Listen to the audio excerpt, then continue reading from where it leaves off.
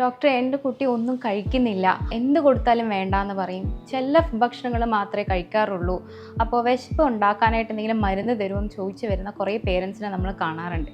അപ്പോൾ ഈ picky eaters അല്ലെങ്കിൽ ഫസി ഈറ്റേഴ്സിനെ നമ്മൾ എങ്ങനെ ഡീൽ ചെയ്യും എന്നുള്ളത് നമുക്ക് നോക്കാം. അപ്പോൾ കുട്ടികൾ, പ്രത്യേകിച്ചൊരു 1.5 വയസ്സിന് ശേഷമുള്ള കുട്ടികളുടെ ഒരു സ്വാഭാവികമായൊരു സ്വഭാവമാണ് നിങ്ങൾ എന്തൊരു പുതിയ കാര്യം കൊടുത്താലും അതിന് നോ പറയുക എന്നുള്ളത്. അപ്പോൾ ഈ ഒരു ഏജിൽ അവരുടെ പല കാര്യങ്ങളും ഇൻഡിപെൻഡൻ്റ്ലി സ്വയം ചെയ്യാൻ നോക്കുന്നൊരു ഏജാണിത്. അപ്പോൾ അവരുടെ ലൈഫിലൊരു കൺട്രോൾ വരുത്താനായിട്ട് നോക്കുന്ന അതിൻ്റെ ഒരു പാർട്ടായിട്ടാണ് ഈ നോ പറയുന്നത്. സോ നിങ്ങളൊരു പുതിയതായിട്ടൊരു ഫുഡ് കൊടുത്തു, കുട്ടി നോ പറഞ്ഞു എന്ന് വെച്ചിട്ട് ആ കുട്ടിക്ക് അത് വേണ്ട എന്നുള്ളത് നിങ്ങൾ തീരുമാനിക്കരുത്. അപ്പോൾ അതേ ഫുഡ് തന്നെ ചിലപ്പോൾ നിങ്ങളൊരു 10 or 15 പ്രാവശ്യം കൊടുത്തതിന് ശേഷമായിരിക്കും ചിലപ്പോൾ ജസ്റ്റ് ഒന്ന് ട്രൈ ചെയ്ത് നോക്കുന്നത് തന്നെ. ഒരു 3-4 ദിവസം വെയിറ്റ് ചെയ്യുക. അതിന് ശേഷം ആ ഫുഡിനെ വേണമെങ്കിൽ വേറൊരു രീതിയിലൊക്കെ ആക്കിയിട്ട് നിങ്ങൾക്ക് വീണ്ടും ഒന്ന് കൊടുത്തൊന്ന് ട്രൈ ചെയ്ത് നോക്കാം. അങ്ങനെ ചിലപ്പോൾ ഒരു 10ാമത്തെ ട്രൈയിൽ ചിലപ്പോൾ ആ കുട്ടി ആ ഫുഡ് കഴിച്ചു എന്ന് വരാം. പിന്നെ വേറൊരു മെത്തേഡ് എന്ന് പറഞ്ഞാൽ, പുതിയതായിട്ട് നിങ്ങൾക്കൊരു ഫുഡ് ഇൻട്രൊഡ്യൂസ് ചെയ്യണം എന്നുണ്ടെങ്കിൽ ഓൾറെഡി ഇഷ്ടമുള്ള ഏതെങ്കിലും ഒരു ഫുഡ് ഉണ്ടാവും. ചിലപ്പോൾ ചിക്കനൊക്കെ ഇഷ്ടമുള്ള കുട്ടികളുണ്ടാവും. അപ്പോൾ അവർക്ക് അതിൻ്റെ കൂട്ടത്തിൽ നിങ്ങൾക്ക് പുതിയ ഫുഡുകൾ ഇൻട്രൊഡ്യൂസ് ചെയ്യാം. പിന്നെ വേറൊരു കാര്യം ശ്രദ്ധിക്കേണ്ടത്, കുട്ടികൾ ഈ ഒരു ഏജിൽ നമ്മളെ പേരൻസ് എന്താണോ ചെയ്യുന്നത് അതെല്ലാം കോപ്പി ചെയ്യാനായിട്ട് നോക്കുന്ന ഒരു ഏജാണ്. അപ്പോൾ നമുക്ക് അവരെ ഫുഡ് കൊടുക്കുന്ന ടൈമിൽ വേറൊരു റൂമിലോ വേറൊരു സ്ഥലത്തോ കൊണ്ടുപോയി ഫുഡ് കൊടുക്കുന്നതിന് പകരം നമ്മൾ കഴിക്കുന്ന അതേ സമയത്ത് നമ്മളെ കൂടെ തന്നെ അവരെ ഇരുത്തിയിട്ട് അവർക്കൊരു ടേബിളൊക്കെ ഇട്ട് കൊടുത്ത് നമ്മൾ കഴിക്കുന്ന അതേ ഫുഡ് തന്നെ അവർക്കും കൊടുക്കുക. അവർ സ്വയം കഴിച്ചോട്ടെ. അപ്പോൾ സെൽഫ് ഫീഡിങ് ഒന്ന് എൻകറേജ് ചെയ്ത് കൊടുക്കുക. അപ്പോൾ നമ്മൾ ആ ഹെൽത്തി ഫുഡെല്ലാം അച്ഛനമ്മമാരെല്ലാം കഴിക്കുന്നത് കാണുമ്പോൾ കുട്ടിയും സ്വാഭാവികമായി കഴിക്കാനായിട്ട് ട്രൈ ചെയ്യും. പിന്നെ വളരെ മെസ്സി ആയിട്ടായിരിക്കും ഇത് കഴിക്കുന്നത്. ഡ്രസ്സിലാക്കും, നിലത്തിടും, തുപ്പിക്കളയുന്ന ഫുഡ് തന്നെ വീണ്ടും കഴിച്ചെന്നൊക്കെ വരും. പക്ഷെ പ്രശ്നമില്ല, അവർ ആ ഒരു പ്രോസസ്സ് വളരെ എൻജോയ് ചെയ്തായിരിക്കും അവർ കഴിക്കുന്നത്. അപ്പോൾ ഈ ഒരു പിക്കി ഈറ്റിംഗ് ബിഹേവിയർ നമുക്ക് കുറയ്ക്കാൻ പറ്റും. പിന്നെ നമുക്ക് ഈ കൊടുക്കുന്ന ഫുഡിൻ്റെ ഒരു രീതി നമുക്ക് വളരെ ഇൻട്രസ്റ്റിംഗ് ആയിട്ടുള്ള രീതിയിൽ നമുക്ക് ഫുഡ് കൊടുക്കാം. അതായത് ഇപ്പോൾ പച്ചക്കറിയൊക്കെ ആണെന്നുണ്ടെങ്കിൽ എന്തെങ്കിലും ഒരു ഷേപ്പിലൊക്കെ ആക്കിയിട്ട്, എന്തെങ്കിലും ആനിമലിൻ്റെ ഷേപ്പൊക്കെ ആക്കിയിട്ടോ, അല്ലെങ്കിൽ ഇപ്പോൾ ചപ്പാത്തിയൊക്കെ ആണെങ്കിൽ സ്റ്റാറിൻ്റെ ഷേപ്പിലാക്കിയിട്ട്, ഇപ്പോൾ മിക്കി മൗസിൻ്റെ ഷേപ്പിലുള്ള ദോശ, ഇപ്പോൾ നമ്മൾ റീലിലൊക്കെ കാണാം പെപ്പ പിഗ് ഒരു കാർട്ടൂൺ ക്യാരക്ടറാണ്, അതിൻ്റെയൊക്കെ ഷേപ്പിലുള്ള ഇഡ്ഡലിയൊക്കെ ആക്കിയിട്ട് കൊടുക്കുന്നത്. അപ്പോൾ അങ്ങനെ ഒരു ഇൻട്രസ്റ്റിംഗ് രീതിയിൽ വേണമെങ്കിൽ നിങ്ങൾക്ക് ഫുഡാക്കി കൊടുക്കാം. അതും അവർക്ക് ചിലപ്പോൾ കഴിക്കാനായിട്ടുള്ളൊരു ഇൻട്രസ്റ്റ് ഉണ്ടാക്കും.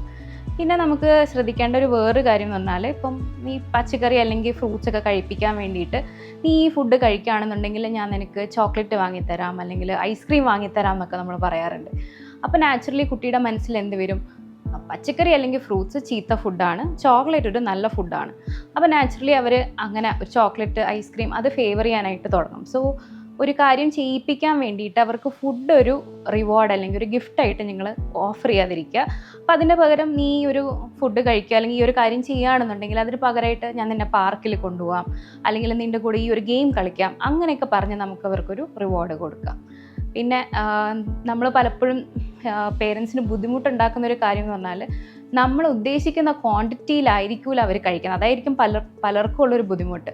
അപ്പോൾ കുഞ്ഞുങ്ങളുടെ വയറ്, കുടലെന്ന് പറഞ്ഞാൽ വളരെ ചെറുതാണ്, നമ്മളൊരു സൈസിൻ്റെ അത്രയൊന്നും ഉണ്ടാവില്ല. അപ്പോൾ അവർ കഴിച്ച് അവരെ വയറ് നിറഞ്ഞു എന്ന് മനസ്സിലാക്കുന്ന ടൈമിലായിരിക്കും അവർ ഫുഡ് കഴിക്കുന്നത് സ്റ്റോപ്പ് ചെയ്യുന്നത്. പേരൻസ് മനസ്സിലാക്കേണ്ടത് അവരുടെ ജോലി എന്ന് പറയുന്നത് ഹെൽത്തി ആയിട്ടുള്ള മീൽസ് പ്രിപ്പയർ ചെയ്ത് കൊടുക്കുക എന്നുള്ളതാണ്. കുട്ടികളുടെ ജോലി എന്ന് പറയുന്നത് ആ മീൽ കഴിക്കണോ വേണ്ടേന്ന് തീരുമാനിക്കുക, വയറ് നിറഞ്ഞാൽ കഴിക്കുന്നത് അവർ നിർത്തുകയും ചെയ്യും. സോ ആ ഒരു ഡിസിഷനെ നമ്മൾ റെസ്പെക്റ്റ് ചെയ്യുക. അല്ലാതെ നമ്മൾ ഉദ്ദേശിക്കുന്ന ക്വാണ്ടിറ്റി കുട്ടി കഴിച്ചില്ല എന്ന് വിചാരിച്ചിട്ട് പുറകെ നടന്ന് കുത്തിക്കയറ്റി ഫുഡ് കഴിപ്പിക്കാനായിട്ട് നടക്കരുത്. അപ്പോൾ അവർക്ക് ഫുഡിനോടുള്ളൊരു ഇൻട്രസ്റ്റ് കുറഞ്ഞു എന്ന് വരും. സോ അങ്ങനെ ഗ്രാജുവലി അവരൊരു പിക്കി ഈറ്ററായി മാറാനുള്ളൊരു സാധ്യതയും ഉണ്ട്. പിന്നെ നമ്മൾ കുറച്ചുകൂടെ വലിയ കുട്ടികളാണെന്നുണ്ടെങ്കിൽ, അവർക്കിപ്പോൾ ജങ്ക് ഫുഡൊക്കെ കഴിക്കുന്ന കുട്ടികളൊക്കെ ആണെങ്കിൽ നമ്മൾ സാധാരണ മീൽസൊക്കെ ഉണ്ടാക്കി വെച്ചേക്കുന്ന ഒരു ടൈമിൽ അവർ പറയും ഈ ഫുഡ് വേണ്ട, എനിക്ക് മറ്റേ ഫുഡ് വേണം എന്നൊക്കെ പറഞ്ഞ് വാശി പിടിക്കാറുണ്ട്.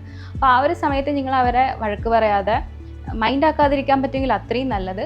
അവരുടെ അടുത്ത് പതുക്കെ പറഞ്ഞു കൊടുക്കുക, ഇതാണ് ഇപ്പോഴത്തെ മീല്, ഇന്ന് എല്ലാവർക്കും വേണ്ടിയിട്ട് ഉണ്ടാക്കിയിട്ടുള്ളത് ഇതാണ്, നിനക്ക് വേണമെങ്കിൽ ഈ ഫുഡ് കഴിക്കാം, ഇല്ലെങ്കിൽ കഴിക്കണ്ട. അപ്പോൾ അത്ര വിശപ്പുള്ളൊരു കുട്ടിയാണെന്നുണ്ടെങ്കിൽ എന്തായാലും ആ മീല് കഴിക്കും. അല്ലാത്ത പക്ഷം വേണമെങ്കിൽ കുട്ടി സ്കിപ്പ് ചെയ്തോട്ടെ. ഇപ്പോൾ ഒരു മീൽ സ്കിപ്പ് ചെയ്തെന്ന് വെച്ചിട്ട് ഇപ്പോൾ ഒന്നും വരാൻ പോകുന്നില്ല. അപ്പോൾ നിങ്ങൾക്ക് വേണമെങ്കിൽ കുറച്ച് കഴിഞ്ഞിട്ട് നേരത്തെ പറഞ്ഞ പോലെ ഒരു സ്നാക്കോ വേറെ എന്തെങ്കിലും കൊടുത്ത് കുട്ടിയെ സമാധാനിപ്പിക്കാം. അല്ല, വിശപ്പുള്ളൊരു കുട്ടിയാണെങ്കിൽ കുട്ടി തന്നെ വന്നിട്ട് ഫുഡ് ഡിമാൻഡ് ചെയ്യും. അല്ലാതെ നിങ്ങൾ പോയിട്ട് ഒരു സെക്കൻഡ് മീൽ ഒരിക്കലും പ്രിപ്പയർ ചെയ്യാനായിട്ട് നിൽക്കരുത്, അല്ലെങ്കിൽ വാങ്ങിക്കൊടുക്കാനും നിൽക്കരുത്.